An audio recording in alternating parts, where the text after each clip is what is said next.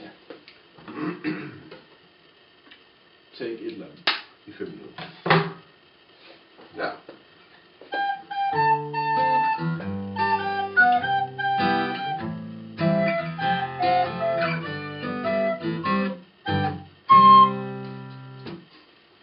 Hej med jer, og velkommen i Røverhullet.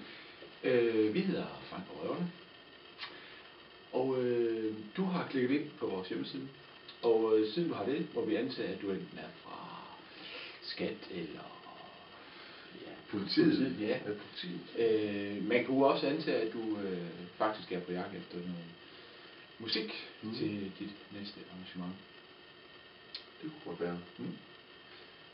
Ja, nu sidder du garanteret og tænker, nu skal vi høre en masse musik, og vi skal se nogle videoklip og sådan noget, men nej, det skal du så ikke.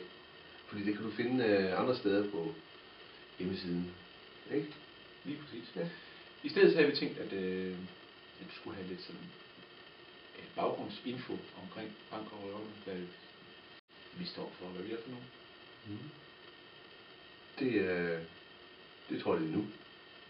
Det er præcis. Er det nu? Ja. Vi er et orkester på hele 2 mand, som spiller og spiser, ja. Ja, for 4. Ja. Det var det. Mere behøver I sådan set ikke at vide. Hej. Det var måske lidt tyndt, det der, Max. Okay. Altså, vi skulle jo ligesom fortælle lidt om baggrunden, og hvad vi sådan ligesom står for. Ja, det er rigtigt. Hvorfor hedder vi Frank og Røverne, for eksempel? Skulle vi ikke starte der? Jo. Det kan vi godt. Lad os gøre det. Ja.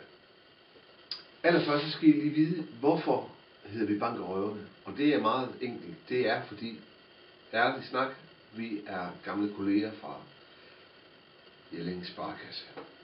Og Kolleger. Altså på den forkerte side af skranken, Ja, ikke også? Ja. Så sådan er det. Yes. Og siden har vi så delt celle her i Horsens statsfængsel. Det er dejligt her. Det er dejligt. Det er dejligt. Hyggeligt sted. Det er meget hyggeligt sted. Kan vi varmt anbefale. God mad. Også det. Meget vand.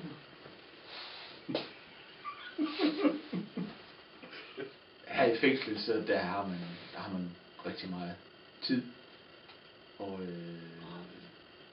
det kan godt tvinge en til at tænke en lille smule kreativt. Jeg tror, der gik 14 dage, der havde Max allerede lavet sit første musikinstrument. Det blev af en gammel vandlås, som tysk vandlås, ja. Som han fik lavet om til et tudehorn. Og der gik, hvad gik der? Små 5 år, så lærte han faktisk også at spille på det. Ja. Udmærket. Okay. Så skal jeg lige sige som Henrik, efter den der tur i Sparekassen i Jelling, som var meget traumatisk for Henrik, der han gik faktisk helt ned med flaget, så er det sådan inde i fængsel, at hvis man har det rigtig dårligt og sådan noget, så kan man komme til fængselspsykolog. Og der var Henrik så til nogle samtaler og forskellige gange faktisk. Og af en eller anden grund, at det er ellers normalt, får man ikke bevilget noget som helst. Men i det tilfælde her, så fik Henrik faktisk bevilget noget terapi. Faktisk var det rideterapi. Nej. Det er ikke... Det var ridehesteterapi. Okay, du var lige et andet sted. Nej. Og det var også rigtig godt til Henrik. Han gik til adskillige af det der rideterapi-timer, og det gik rigtig godt. Indtil måske 4. eller 5. gang, så der gik det galt. Det gik faktisk helt galt, fordi det er en lang historie, men for at gøre den kort, så var det sådan, at der styrede hesten og sådan noget der med, hvor man skulle age på mulen og stryge om på bagdelen, altså på hesten, så var Henrik blev meget, meget glad for faktisk, at du faktisk småforelsket i hende, var det ikke det? Ja, så terapeuten. Ja, selvfølgelig. Men så viste det sig, at hesten også havde et godt øje til terapeuten.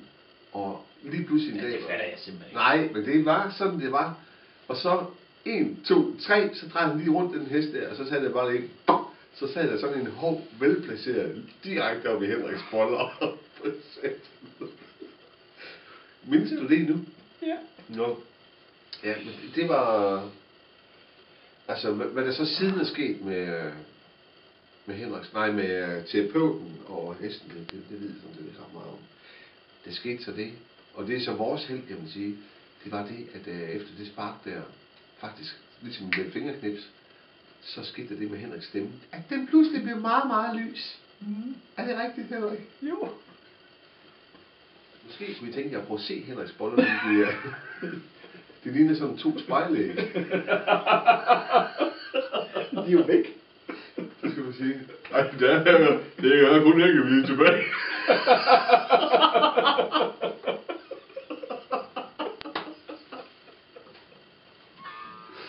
Okay. Det var så den smertefulde, synes jeg i hvert fald, start på Bank og Røverne. Og historien om, hvordan et enkelt lille besøg i Jelling Sparekasse kan ende ud med, at der nu findes noget, der hedder Bank og Røverne, der spiller landet til. Nu uden hest. Uden hest.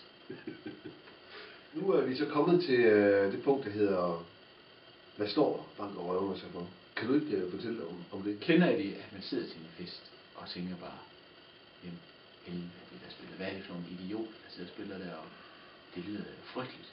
Det lyder frygteligt, det er pinligt. Ja, det kunne faktisk godt være det også.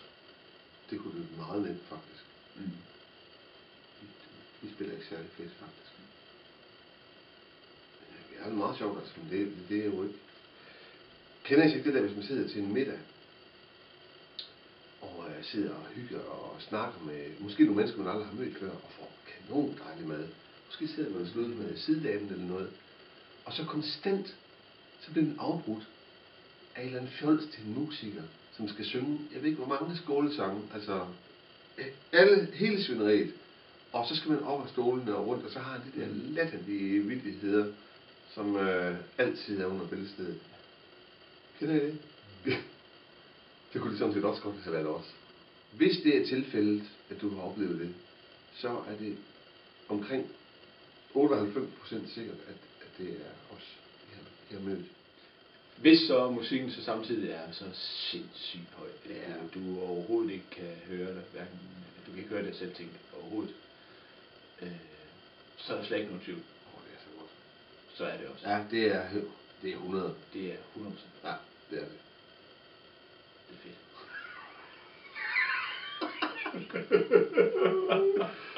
Nej, det er pis. Det er Det er bare pis. Det er pis. Ja. Det er kun pis. Det er jo lige nøjagtigt, som det ikke er. Men du er her endnu jo. Sjovt nok. Ja. Nu vender vi snart tilbage. Ja. Hej. Hej.